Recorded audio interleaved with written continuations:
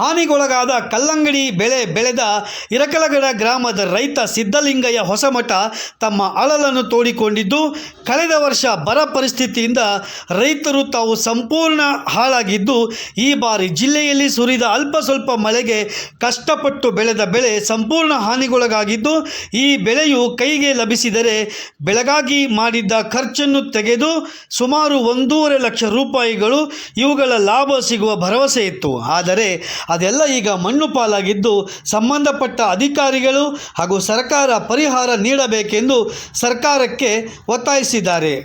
ತಾಲೂಕಿನ ಇರಕಲಗಡ ಹಾಗೂ ಸುತ್ತಮುತ್ತಲಿನ ಭಾಗಗಳ ಕೃಷಿ ಜಮೀನಿನಲ್ಲಿ ಮೇಲಿಂದ ಮೇಲೆ ಕರಡಿಗಳ ದಾಳಿಗಳು ನಡೆದು ಬೆಳೆಗಳು ಸಂಪೂರ್ಣ ಹಾಳಾಗುತ್ತಿದ್ದರೂ ಸಹ ಇಲ್ಲಿನ ಜನಪ್ರತಿನಿಧಿಗಳು ಹಾಗೂ ಅಧಿಕಾರಿಗಳು ಸೂಕ್ತವಾದ ಕ್ರಮ ಕೈಗೊಳ್ಳದೆ ಕಣ್ಮುಚ್ಚಿ ಕುಳಿತಿರುವುದು ಸಾರ್ವಜನಿಕರಲ್ಲಿ ಹಲವು ಸಂಶಯ ಮೂಡತೊಡಗಿದೆ.